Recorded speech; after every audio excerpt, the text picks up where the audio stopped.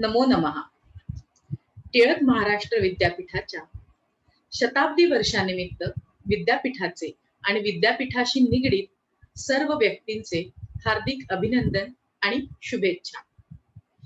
शताब्दी वर्षानिमित्त श्री बालमुकुंद लोहिया संस्कृत आणि भारतीय विद्या अध्ययन केंद्रातर्फे सुरू असलेल्या शताब्दी व्याख्यानमालेतील आजचे 60वे पुष्प आणि हे पुष्प गुंफण्याची संधी मला दिल्याबद्दल मी आयोजकांचे, विद्यापीठाचे आणि इतर सर्व मान्यवरांचे आभार मानते.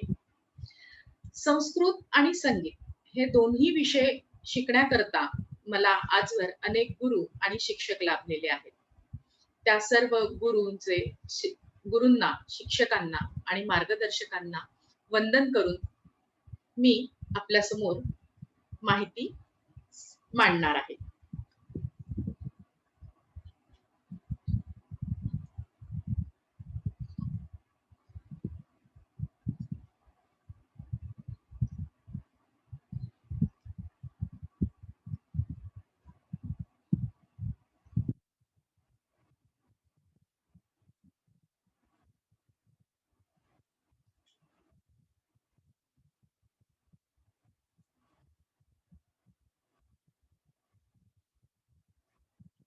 संस्कृत आणि इतर विद्याशाखा या संबंधीचा अभ्यास याविषयीची चर्चा आपण या शताब्दी व्याख्यानमालेत जी आजवर अनेक व्याख्यानं झाली आहेत त्यांच्या माध्यमातून विविध विषयांच्या आधारे आपण ही चर्चा ऐकलीच आहे आणि त्याच विचारांचा धागा पकडून आज मी संस्कृत विषय संगीत ग्रंथ या संबंधी थोडक्यात माहिती देणार आहे.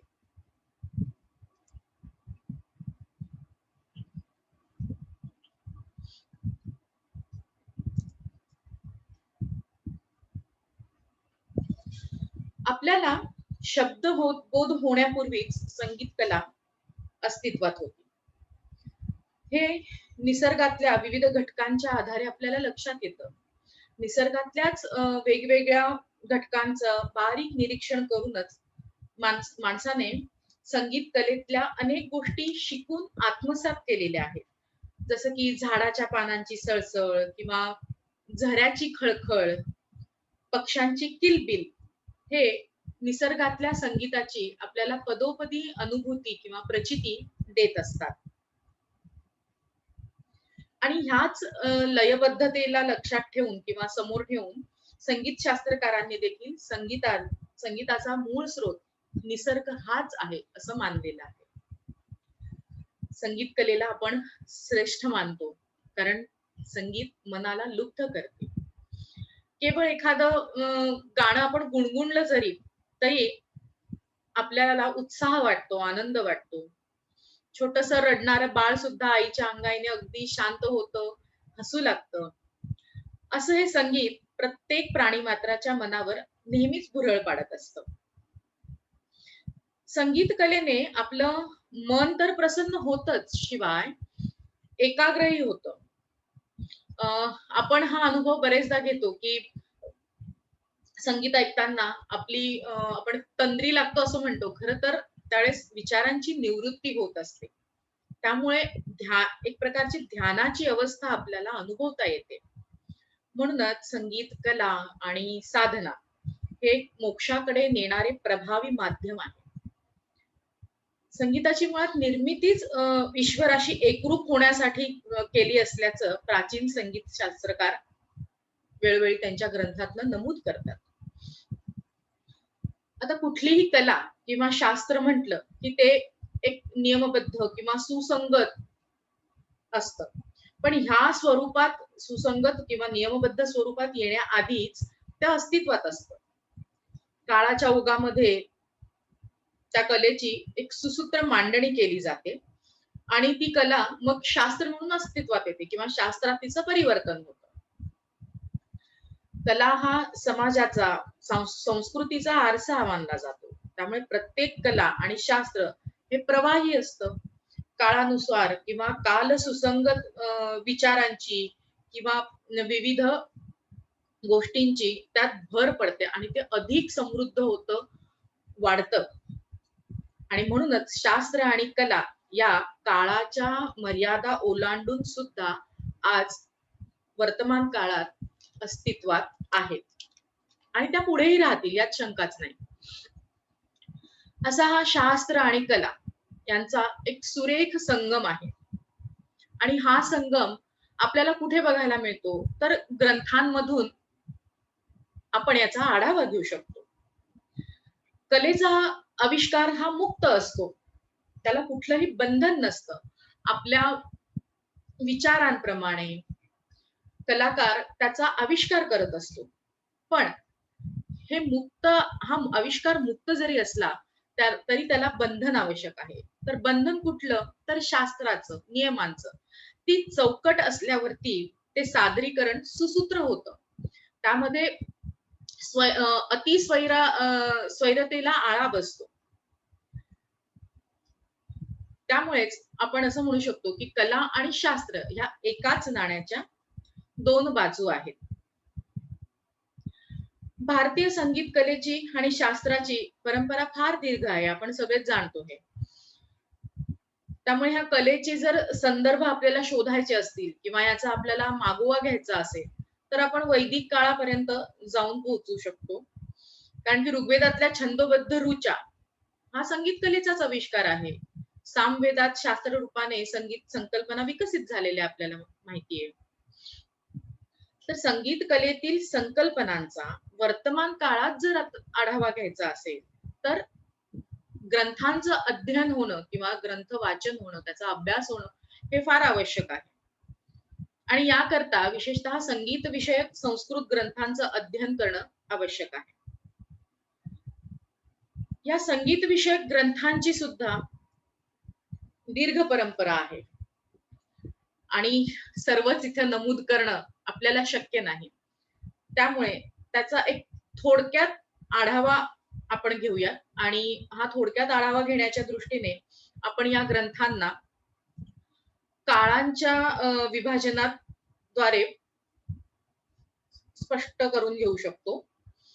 प्राचीन काळ, मध्ययुगीन काळ आणि आधुनिक काळ या तीन काळाच्या टप्प्यांवरती जेव्हा आपण ग्रंथांचा विचार करतो त्यावेळेस प्राचीन काळात नारदीय शिक्षा हा ग्रंथ सर्वप्रथम आपल्या डोळ्यापुढे येतो. शिक्षा ग्रंथच मुख्यतः मुळात वैदिक स्वरांचे विवेचन सांगतात.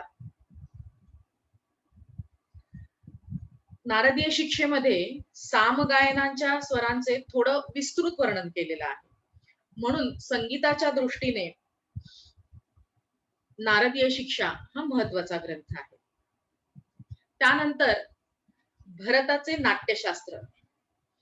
कला या विषयाची चर्चा ज्या ग्रंथाशिवाय पूर्णच होऊ शकत नाही असा हा सर्वात महत्वाचा ग्रंथ आहे. नाट्यशास्त्रावर आधारित प्रामुख्याने हा ग्रंथ आहे. पण असं असलं तरी नाट्यातील एक अंग म्हणून संगीत आणि नृत्य याविषयी ग्रंथात विस्तृत चर्चा आढळते. पुढचा ग्रंथ आहे दत्तिलम. दत्तिलकृत हा ग्रंथ म्हणजे नाट्यशास्त्रात ज्या विषयांची चर्चा केली गेली आहे किंवा ज्या संगीत भागाची चर्चा केली आहे त्याचा हा मर्म सांगणारा ग्रंथ आहे.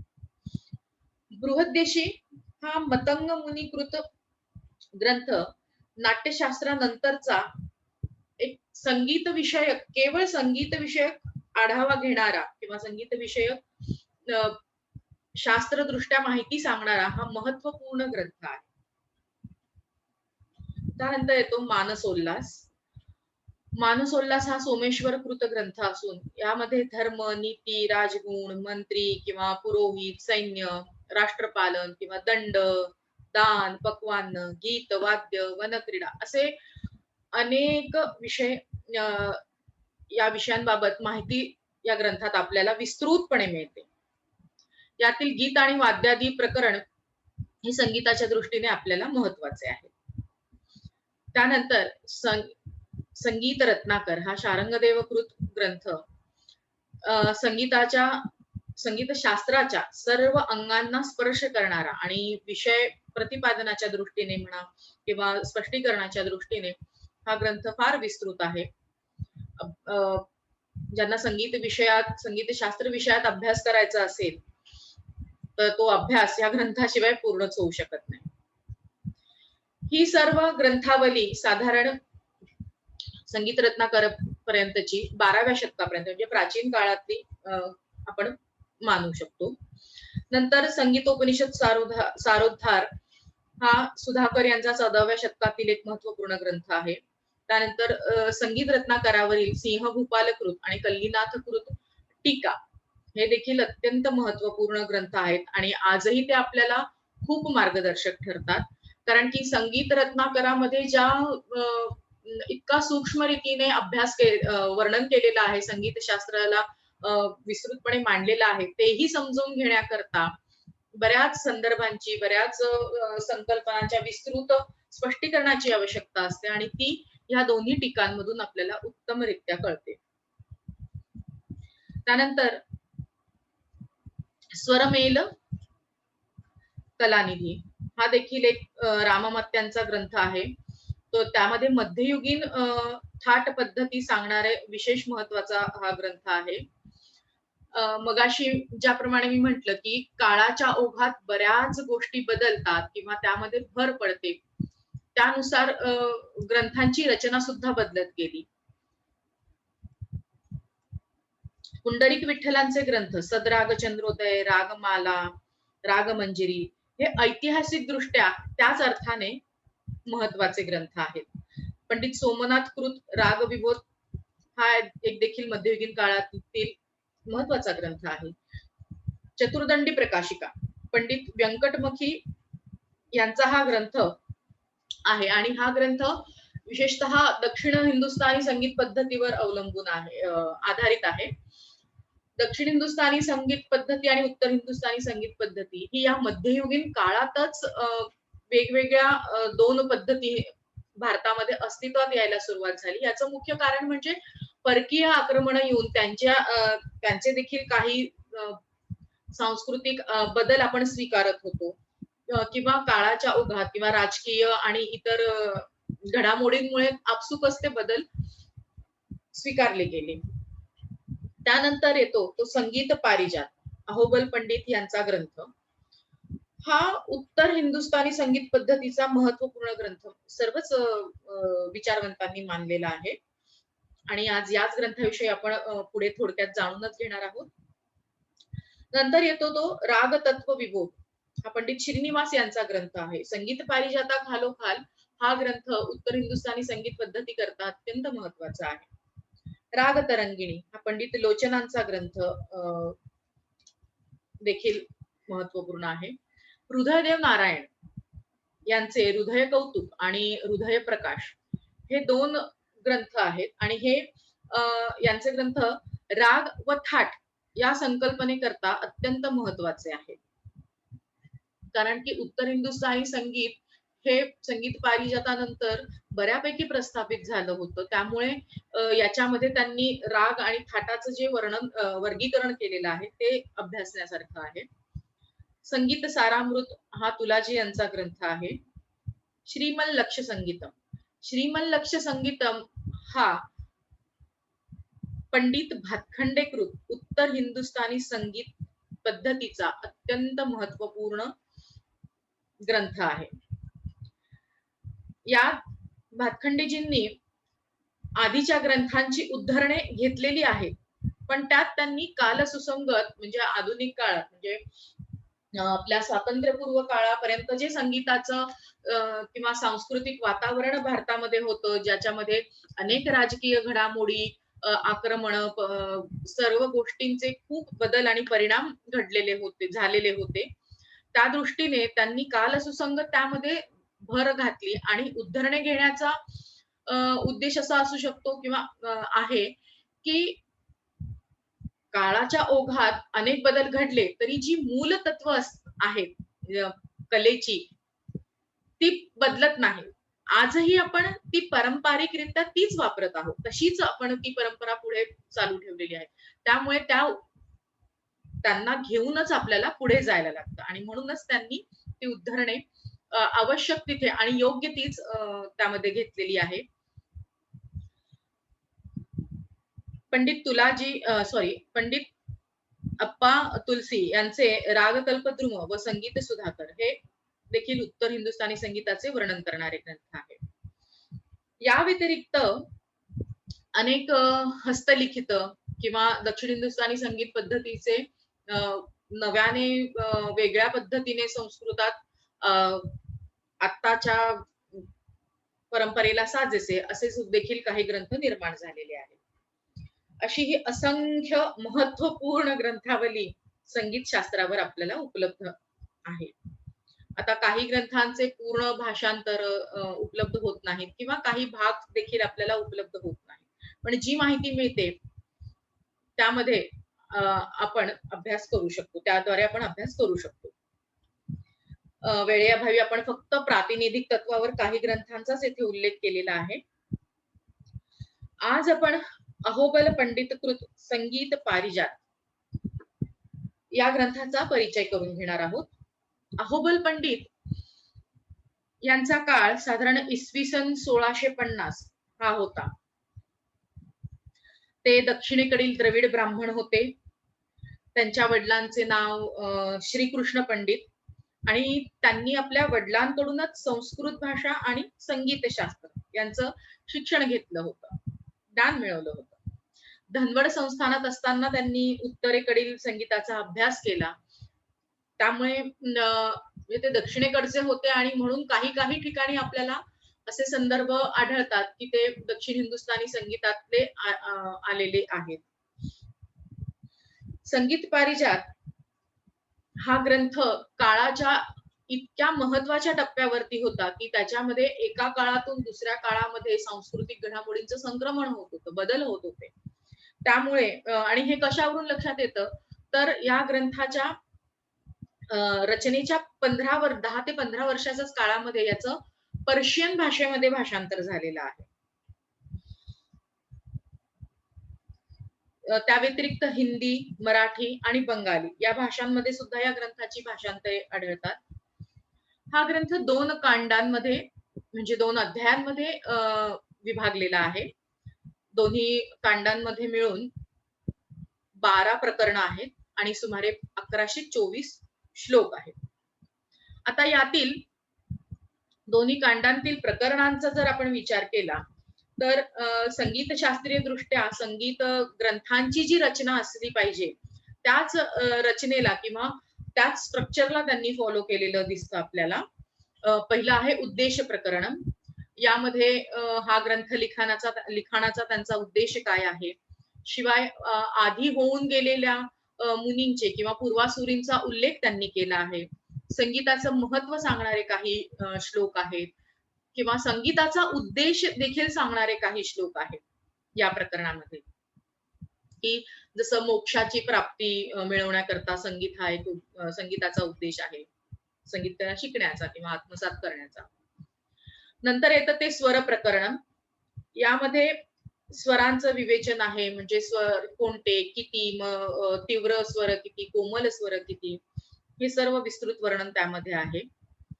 नंतर ग्राम प्रकरण, ग्रामांची माहिती आहे. मूर्छना, प्रस्तार, नष्टोद्दिष्ट प्रकरण. यामध्ये मूर्छनांचे असंख्य प्रकार त्यांनी सांगितलेले आहेत, म्हणजे काही हजारांच्या संख्येत ते आहेत आणि प्रस्तार देखील त्यांनी सांगितलेले आहेत.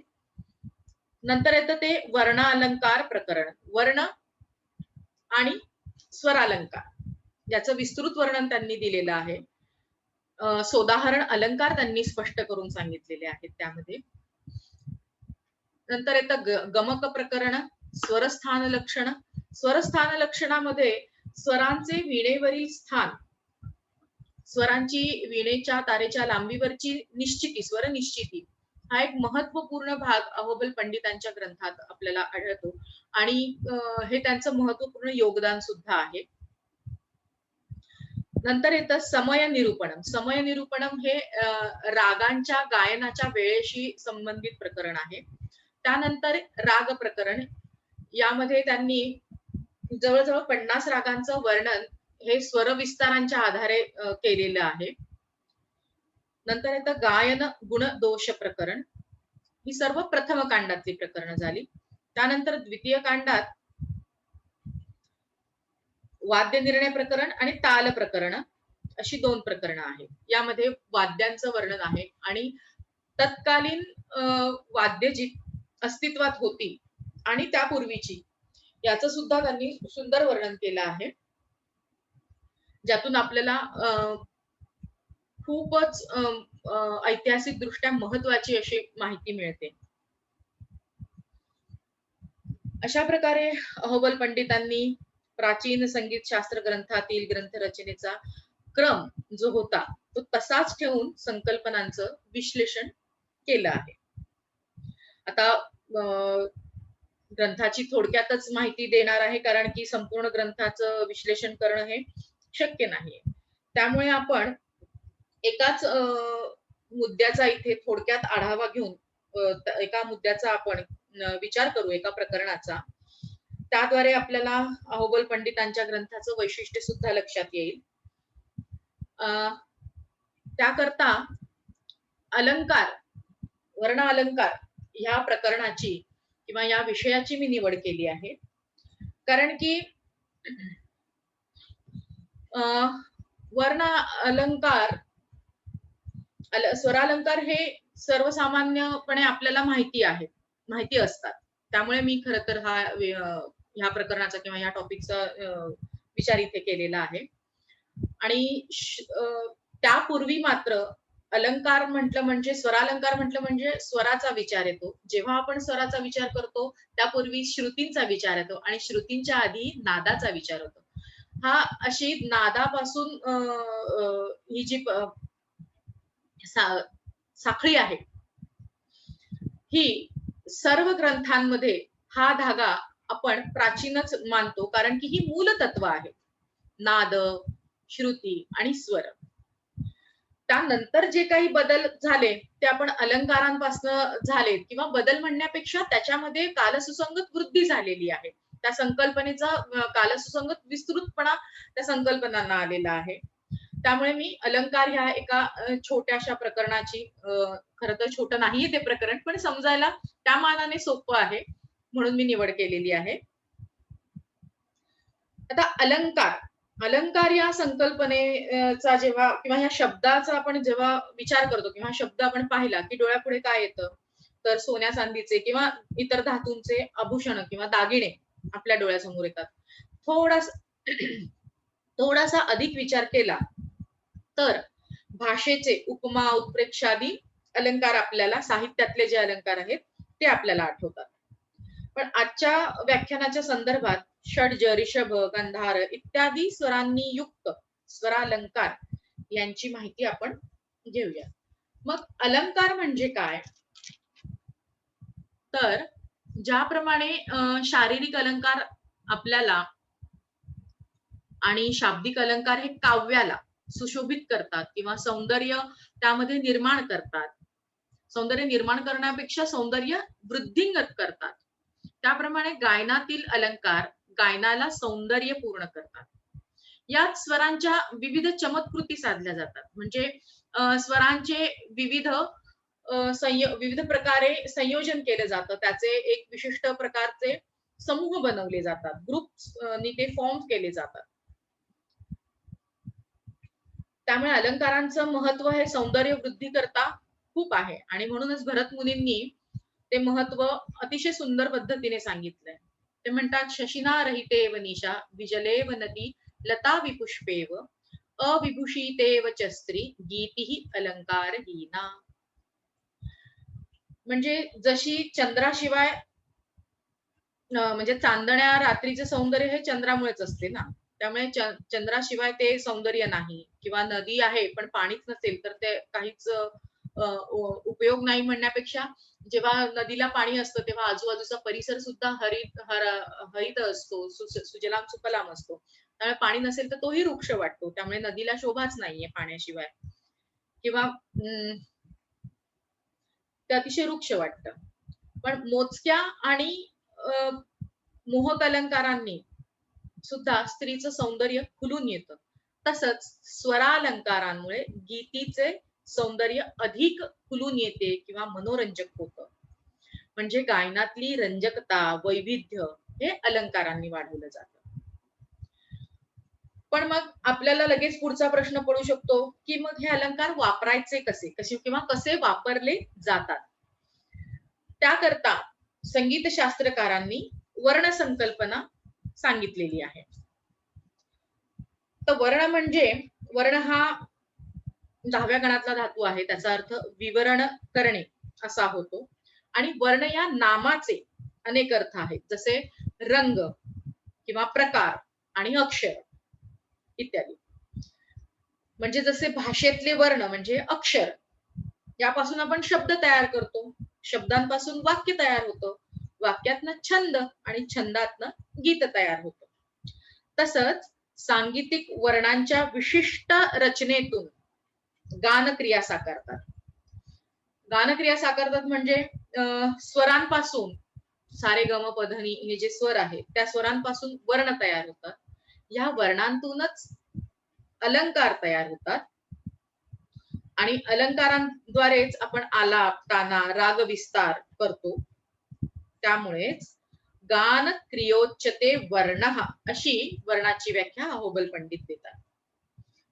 वर्ण म्हणजे स्वरांची वैशिष्ट्यपूर्ण रचना असं आपण थोडक्यात म्हणू शकतो. आता ह्या व्याख्येत गायनाच्या क्रियांना वर्ण म्हटले. तर मग गायनाच्या क्रिया म्हणजे काय?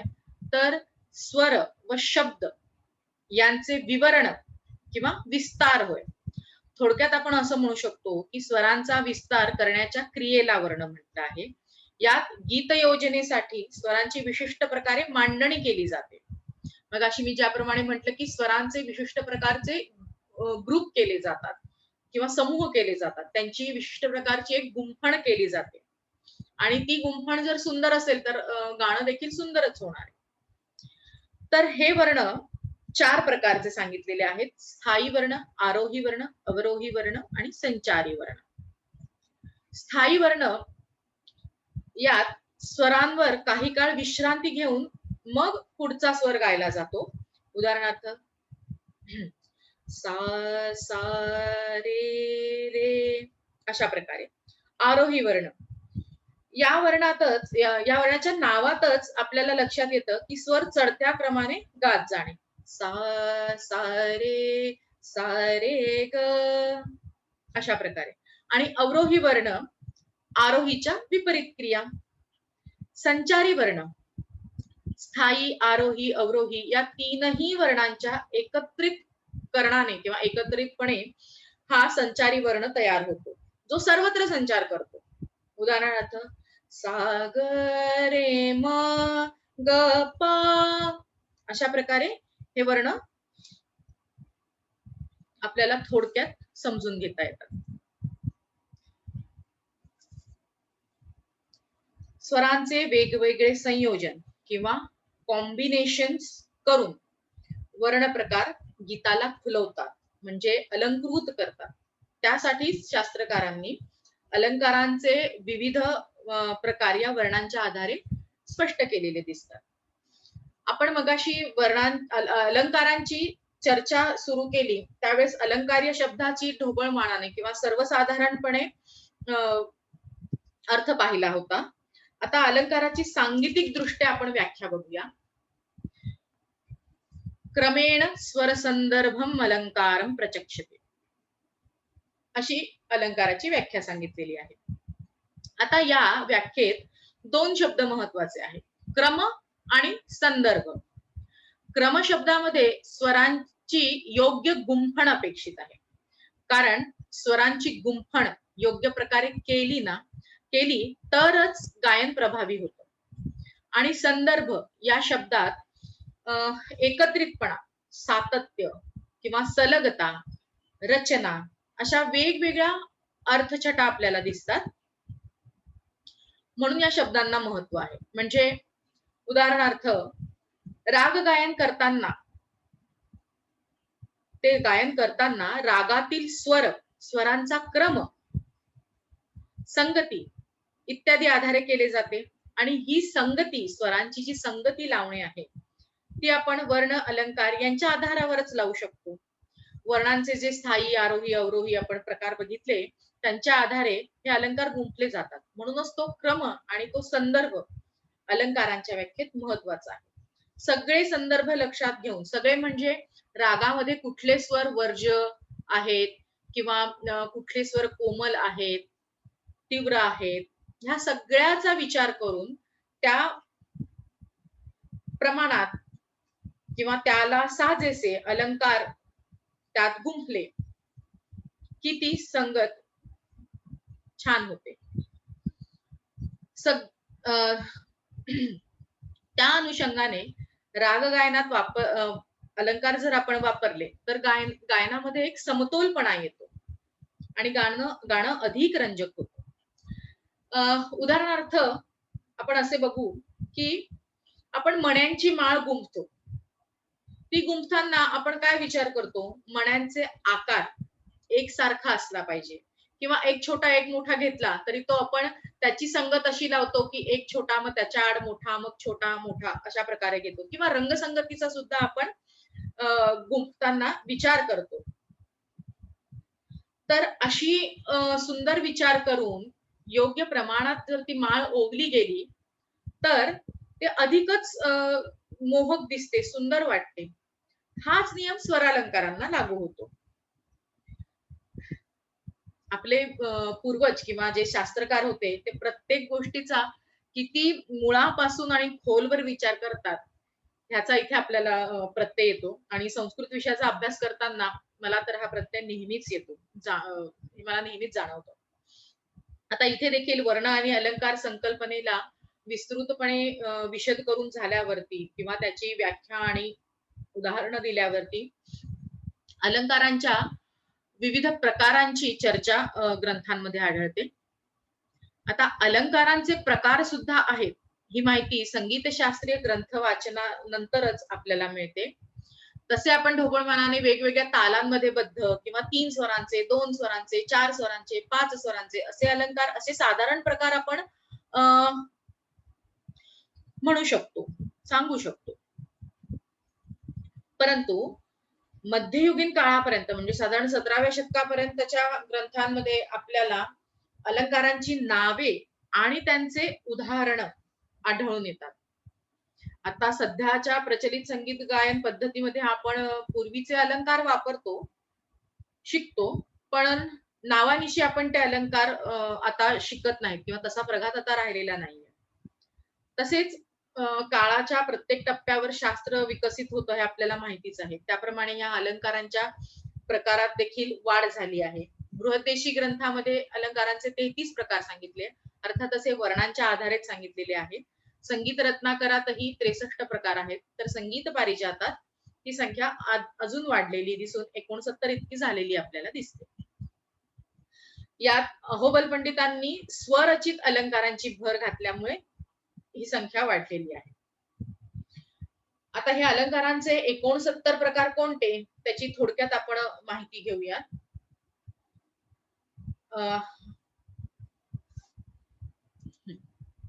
अलंकारांचे प्रकार स्थायी वर्णामध्ये प्रसन्नादी, प्रसन्नांत, प्रसन्नाद्यंत, प्रसन्न मध्य, क्रमरेचित, प्रस्तार, प्रकाश हे प्रकार आहेत. आरोही वर्णात विस्तीर्ण, निष्कर्ष, बिंदू, अभ्युच्छ्रय, हसित, प्रेंखित, आक्षिप्त, संधी प्रच्छादन, उद्गीत, उद्वाहित, त्रिवर्ण, वेणी इत्यादी प्रकार आहेत. आता ह्या प्रकारांची व्याख्या देऊन नंतर त्याचं एक एक उदाहरण अहोबल पंडितांनी आपल्या ग्रंथामध्ये दिलेले आहे. पण अभावी आणि वेळेचं आपल्याला बंधन आहे, त्यामुळे एक प्रकार फक्त इथे उदाहरण स्पष्ट करून आपण पुढील प्रकार बघूया. आरोही वर्णातील प्रसन्नादी अलंकाराचं आपण उदाहरण बघूया. या अलंकाराचं लक्षण सांगताना अहोबल म्हणतात प्रसन्नो मंद्र पर्याय. यातील पर्याय हा शब्द महत्वाचा आहे. पर्याय शब्दाचा अर्थ आहे आवृत्ती, म्हणजे स्वराचे पुनरुच्चारण किंवा स्वराची आवृत्ती जिथे होते तिथे हा प्रसन्नादी अलंकार होतो. आता ह्या अलंकारांना नाव जी नावं दिलेली आहेत ती सुद्धा खूप विचारपूर्वक दिलेली आपल्याला दिसतात. तत्पूर्वी त्याचं उदाहरण आपण बघू. प्रसन्नादी त्याचं उदाहरण ते देतात स्वरांची आवृत्ती. म्हणजे इथे तुम्ही बघू शकता की सा रे सा रे ग रे यामध्ये सा नंतर रे घेतल्यावरती सा ची पुन्हा आवृत्ती झाली आहे. त्यामुळे तो अलंकार झालेला आहे. सा रे सा रे ग रे. आता हा आपला नेहमीचा परिचयाचा आणि अगदी प्राथमिक ज्ञान घेताना संगीताचं आपण हा अलंकार गातो. पण आज त्याचं नाव आपल्याला कळलेलं आहे प्रसन्नादी अलंकार. आता यांना हे नाव देण्याचा जो उद्देश आहे त्याचा थोडासा जर आपण विचार केला तर आपल्याला असं लक्षात येतं, की या अलंकारात स्वरांची गुंफण कशी आहे? सा रे सा रे ग रे ग म. म्हणूनच शरदचंद्र परांजपे त्यांच्या पुस्तकात म्हणतात, की यामध्ये स्वरांना प्रसन्न रूपात गाऊन क्रमशः दीप्त केलं जातं. दीप्त केलं जातं म्हणजे त्याला इलिस्ट्रेट केलं जातं किंवा इल्युमिनेट केलं जातं किंवा ते वाढवले जातात. तसंच त्याची सुरुवात प्रसन्नतेने होते आणि शेवट हा गंभीरतेमध्ये स्थिर होतो. म्हणूनच सुरुवात प्रसन्नाने झालेली आहे आणि शेवटी तो जेव्हा आपण अवरोहाचं पण आवर्तन पूर्ण करून येतो, तेव्हा तो गंभीरतेत स्थिर होतो. म्हणून प्रसन्न आदी असं त्याला नाव दिलेलं असावं.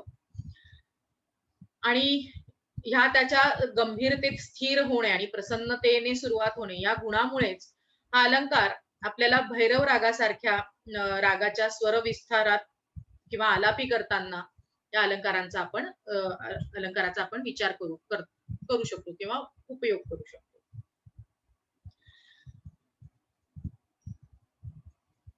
आता ह्या स्वरालंकारांच्या नावांचा आणि या प्रकारांचा जर आपण सूक्ष्म विचार केला तर असं लक्षात येईल आपल्याला किंवा असंही वाटू शकतं की जर आपण पुन्हा ही नावानिशी अलंकारांची माहिती घेण्याचा जर प्रयत्न केला किंवा ते जाणून घेण्याचा जर प्रयत्न केला तर गायकांना अलंकार आणि राग यांचा एकत्रित विचार करून गायनात अधिक रंजकता आणता येईल. जसं मी प्रसन्नादी करता भैरव रागाचं उदाहरण दिलं. म्हणजे त्या त्या रागाच्या भावाशी किंवा त्यातून उत्पन्न होणाऱ्या किंवा प्रतीत होणाऱ्या रसाशी रिलेटेड आपण अलंकार तिथे वापरू शकतो. आता अलंकारांचे आपण पुढील प्रकार बघू. अवरोही वर्ण. आता आरोही नंतर अवरोही वर्ण यात आपल्याला एक गोष्ट लक्षात घ्यावी लागते की आरोहीचीच विपरीत क्रिया म्हणजे अवरोही आहे. त्यामुळे त्याचे वर्णही त्याचे प्रकारही सारखेच आहे आणि उदाहरणांमध्ये पण त्याच्या फार बदल होणार नाही. त्यामुळे आपण पुढचा प्रकार बघू संचारी वर्ण. संचारी वर्णाच्या बाबतीत काही अलंकारांची पुनरावृत्ती संभवते कारण की संचारी वर्ण हे उपरोक्त तिन्ही वर्णामध्ये संचार करतात. त्याचे प्रकार मंद्रादी, मंद्रमध्य, मंद्रांत, प्रस्तार, प्रसाद, व्यावृत, चलित, परिवर्त, आक्षेप, बिंदू, उद्वाहित, उर्मी, सम इत्यादी इत्यादी आहे. संचारी वर्णापर्यंतचे अलंकार हे परंपरेने चालत आलेले आहेत. त्या पुढले जे प्रकार आहेत हे अहोबल पंडित यांच्या ग्रंथात आढळतात. अलंकारांचे इतर प्रकार त्यामध्ये आहेत गीतोपयोगी तालयुक्त अलंकार. हा एक असा वेगळा प्रकार त्यांनी सांगितलेला आहे. पण मग हा आता आपण राग गायनामध्ये अलंकार वापरतोच की आलाप आणि ताना करताना ताना गाताना आपण अलंकारांच्याच स्वर रचनेचा किंवा स्वरांच्या कॉम्बिनेशनचा उपयोग करतो. मग त्याकरता गीतोपयोगी तालयुक्त अलंकार असे वेगळे का सांगितले असतील अहोबलांनी? तर त्याकरता असं म्हणता येईल की लय आणि स्वर ही संगीताची मूलतत्व आहे. ही लय विविध तालांच्या माध्यमाने आपण दाखवतो. समजा जर आपण एक तालाचंच उदाहरण घेऊया. एक तालाची विलंबित लय आपण बडाख्याला करता गाताना वापरतो आणि बंदिशी करता एक तालाची द्रुत लय वापरतो. या तालांचा प्रयोग गीत प्रकारांप्रमाणे स्वरालंकार गाताना सुद्धा केला जातो. त्यामुळे अहोबलांनी गीतोपयोगी तालयुक्त अलंकार असा एक वेगळा प्रकार सांगितलेला आपल्याला दिसतो. त्यात इंद्रनील, महावज्र, निर्दोष, सीर, कलिका, आवर्त, सदानंद इत्यादी अलंकार आपल्याला दिसून येतात.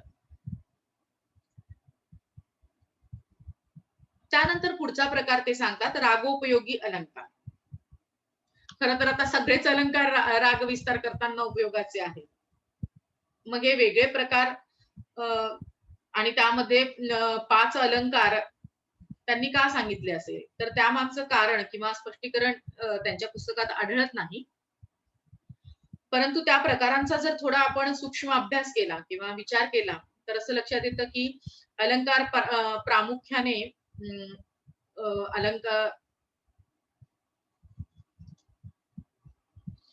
हे अलंकार आपण कुठे वापरू शकतो, तर रागांची जी माहिती आहे त्यामध्ये आपण बघितलंय किंवा काही जे राग असतात ते औडव जातीचे म्हणजे 5 स्वर असलेले राग असतात. काही राग हे षाडव जातीचे की म्हणजे 6 स्वर असलेले असतात.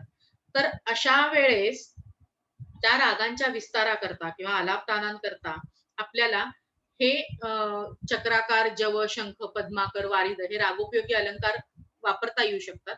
हे त्या अलंकारांच्या उदाहरणांवरनं आपल्याला लक्षात येते.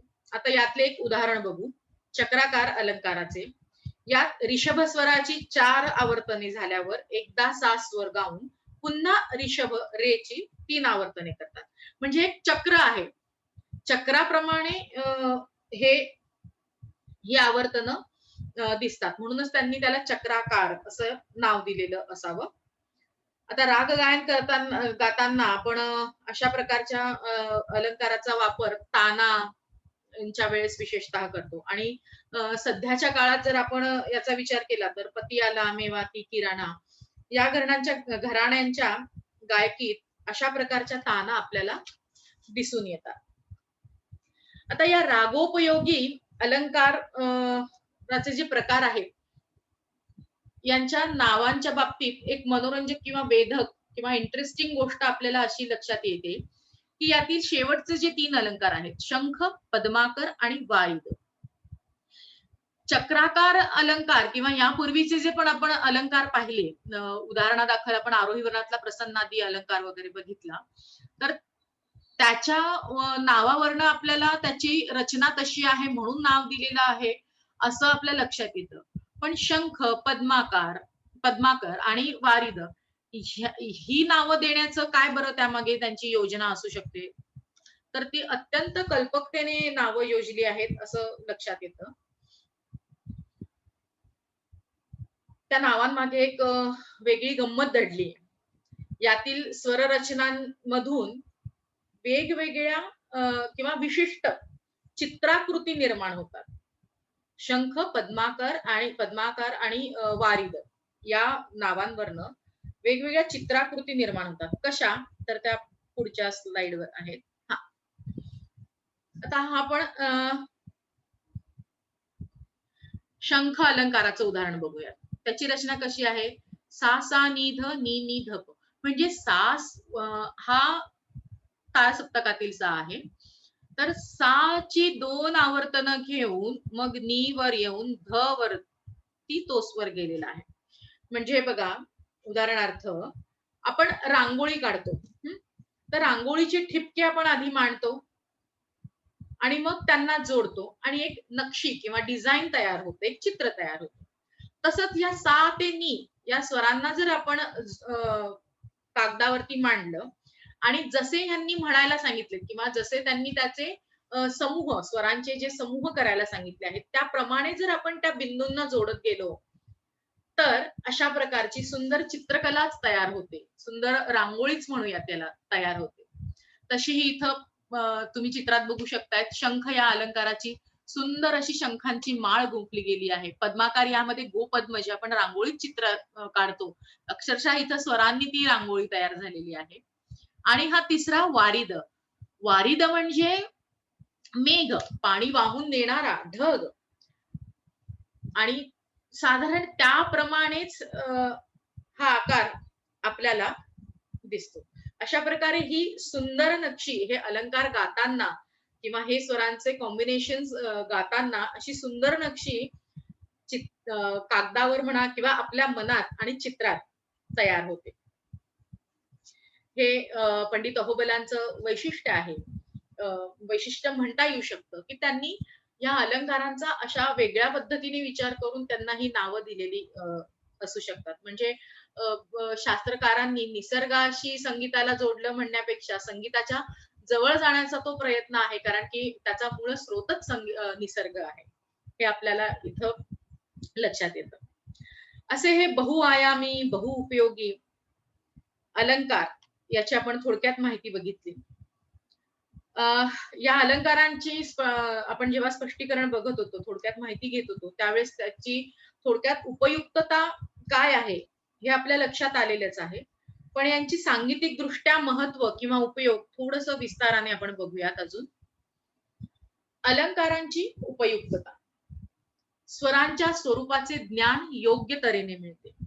आता स्वरांच्या स्वरूपाचे ज्ञान योग्य तऱ्हेने मिळते म्हणजे गायनाचं शिक्षण जेव्हा आपण घेतो, तेव्हा प्राथमिक शिक्षणात आपल्याला बरेच दिवस विविध प्रकारचे हे अलंकार आपल्याकडनं घोटवून घेतले जातात. त्यांची तयारी करून घेतली जाते.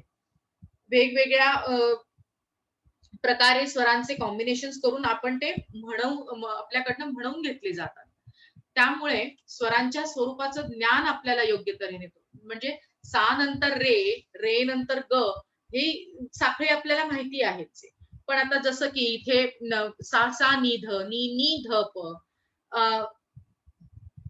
हे क्रम असा बदलतो किंवा सा ग रे म, यामध्ये जेव्हा स्वरांचे क्रम बदलतात, त्यांच्या श्रुती सुद्धा हे बदलतात असं म्हणू शकतो आपण.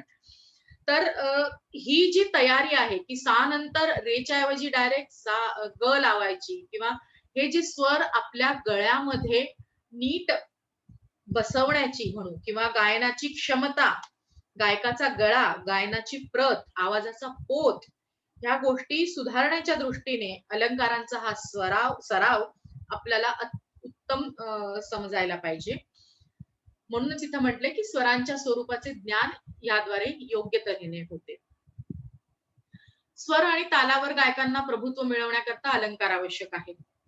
हे आपल्याला माहिती आहे. कारण की आपण स्वर विस्तार करताना तालाचं बंधन नसतं. तिथे आपण मुक्तपणे विस्तार करू शकतो. पण जेव्हा आपण हे अलंकार आलाप तानांच्या स्वरूपात बडा ख्याल किंवा बंदिश गाताना करतो, त्यावेळेस त्या लयीचा, त्या तालाचा विचार करून आपल्याला ते गायला लागतात. आणि हे अलंकारांच्या सरावाने हे गायकाला सहज शक्य होऊ शकतं. स्वरज्ञान पक्क होतं, हे तर आपण म्हटलेलंच आहे. रागाचं स्वरूप ठरलेलं असतं की बंदिशीच्या रागाचं एक स्वरूप, एक स्ट्रक्चर ठरलेलं असतं. राग विस्तार, मग ख्याल, मग बंदिश किंवा कधी कधी बंदिश गाऊन त्या रागातलं आपण एखादं सेमी क्लासिकल गाणं किंवा एखादा गायनाचा दादरा ठुमरी सारखा प्रकार गातो. तर या गायन प्रकारांमध्ये किंवा बंदिशीच्या सौंदर्यामध्ये भर घालण्याकरता गायकाला सादरीकरण करताना अलंकार निवडीचं स्वातंत्र्य असतं. त्यामुळे गायनामध्ये काय उत्स्फूर्तता येते. म्हणजे तिथं असं एक नंतर दोन, दोन नंतर तीन असं नव्हतं. उत्स्फूर्तपणे ते स्वरांशी तो खेळू शकतो आणि त्यातनं आपण मंत्रमुग्ध होऊन जाऊ शकतो. म्हणजे इतकी त्या स्वरांची ताकद आहे. आणि ही उत्स्फूर्तता हा आपल्या भारतीय शास्त्रीय संगीताचा तर अगदी महत्वाचाच गुण आहे. आणि तो आपल्याला अलंकारांच्या अनुषंगाने अनुभवायला मिळतो. रागाच्या प्रकृतीनुसार, रसानुसार, भावानुसार योग्य अलंकार आपल्याला गाताना योजता येतात. म्हणूनच अलंकार रागातील भावाला उचितपणे प्रकट करतात, असे इथे म्हटलं आहे. जसं एखादं रेषांनी, केवळ रेषांनी आपण एखादं चित्र काढतो आणि त्यात विविध रंग भरतो आणि त्याला सुंदर बनवतो. तसंच रागाचे मूळ स्वरूप न बदलता त्या रागाच्या चौकटीतच वेगवेगळ्या अलंकारांची जर आपण गुंफण केली तर त्याद्वारे रागाचं रूप खुलतं आणि ते सादरीकरण निश्चितच उत्तम आणि मंत्रमुग्ध करणारं होतं.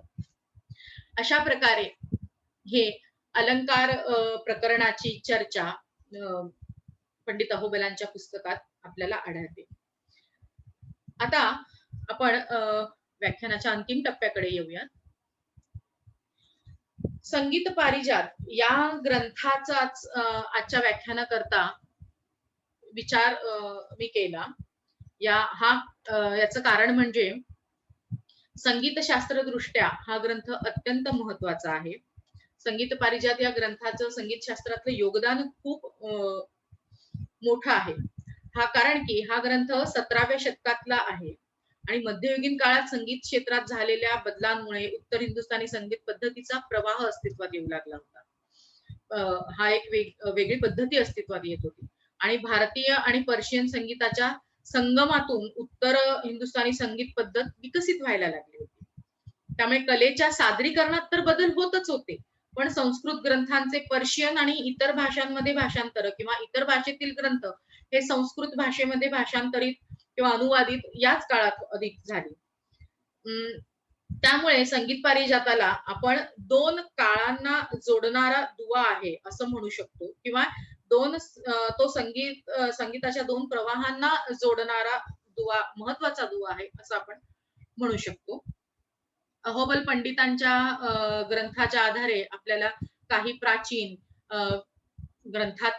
प्राचीन संगीत ग्रंथातील सिद्धांतांचे, संकल्पनांचे अधिक आणि कालसुसंगत स्पष्टीकरण मिळते. त्यामुळे त्या सिद्धांताचं एक ध्रुवीकरण झालेलं आहे आणि याचा प्रत्यय आपल्याला स्वर प्रकरणात आणि स्वरांची विणेच्या तारेच्या लांबीवरील मांडणी, स्वरस्थान निश्चिती या प्रकरणांमध्ये याचा आपल्याला जास्त प्रत्यय येतो. तसेच ही सर्व या ग्रंथाच्या हा ग्रंथ निवडण्या मागच्या उद्देशाची कारण झाली. मुळात आजच्या या व्याख्यानात किंवा या व्याख्यानमालेच्या अनुषंगाने मी हा विषय निवडला आहे, कारण की संस्कृत आणि संगीत असा विषय घेण्यामागे एक उद्देश होता की संस्कृत मूलक ग्रंथ, अशा ग्रंथांचा आपण भाषांतर नेहमी वाचतो, परंतु अशा शास्त्रपर ग्रंथांचा आपण जर अभ्यास केला, अध्ययन केलं आणि त्याचा आधुनिक काळाशी मेळ घालण्याचा जर प्रयत्न केला आणि असा मेळ घालणं हे संस्कृतच्या विद्यार्थ्यांचं कर्तव्य आहे. आंतरविद्याशाखीय अभ्यास करताना संस्कृत सोबत संगीत आणि इतर कलांचा देखील अशा प्रकारे अभ्यास होणं आवश्यक आहे आणि होऊ शकतो. त्यामुळे आज आपल्या पुढे मी माझे विचार आणि मला असलेली माहिती थोडक्यात मांडलेली आहे. यातील जे योग्य आणि उत्तम आहे ते सर्व माझ्या गुरूंचे आहे, त्यातील न्यून ते माझे आहे. पुन्हा एकदा टिळक महाराष्ट्र विद्यापीठ आणि श्री बालमुकुंद लोहिया संस्कृत आणि भारतीय विद्या अध्ययन केंद्र आणि आपणा सर्वांचे आभार मानून मी माझ्या वाणीला विराम देते. यापुढेही आपल्याला अशीच विविध व्याख्याने ऐकायला मिळेल. धन्यवाद.